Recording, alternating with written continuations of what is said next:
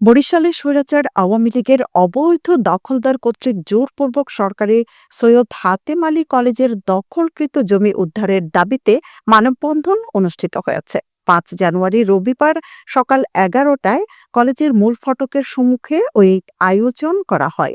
উক্ত মানববন্ধনে অত্র প্রতিষ্ঠানের সাধারণ শিক্ষার্থীরা উপস্থিত ছিলেন।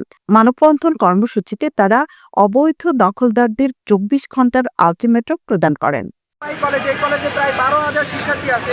আমাদের এই কলেজে জমি কিছু ফ্যাসিস্টরা দখল করতেছে। আপনারা অবগত আছেন যে ৫ তারিখের এই স্বৈরাচারকে আমরা পতন করতে পারছি।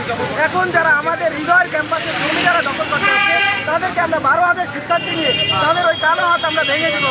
ইনশাআল্লাহ ভেঙে দিয়ে আমাদের জমি আমরা উদ্ধার করব। কিন্তু সেই ফ্যাসিস্ট সরকার বিদায় হলো, তাদের ক্ষমতা, তাদের সঙ্গ, তাদের পাওয়ার কোনো কিছু এখন পর্যন্ত নির্মূল হয়নি।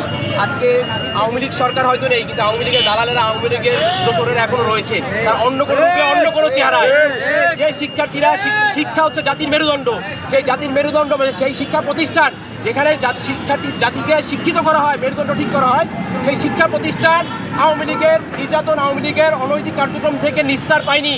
সেই দখলদারিত্ব তাদের শিক্ষা প্রতিষ্ঠানের মতো চলে এসেছে। আমাদের সরকারি সৈয়দ হাতেম আলী কলেজ ১৩,০০০ শিক্ষার্থী প্রতিষ্ঠান এবং বরিশালের মতো অন্যতম একটি স্বনামধন্য প্রতিষ্ঠান। সেই প্রতিষ্ঠানের বিভিন্ন জায়গা থেকে ভূমি পর্যায়ক্রমে বিগত আওয়ামী লীগের আমলে ডে বাই ডে ধীরে ধীরে দখল হতে অনেক জায়গা থেকে অনেক পরিমাণে দখল হয়ে গেছে। আমাদের এখানে শিক্ষকরা আসলে নীরব ভূমিকা পালন করেছে, কারণ তাদের কিছু করা ছিল না, তাদেরও জিম্মি ছিল। কেননা এখানে আওয়ামী লীগের সাদেক আবদুল্লাহ বরিশালে একনায়কতন্ত্র কায়েম করেছে এবং সেই একনায়কতন্ত্র কায়েম করার পরিপ্রেক্ষিতে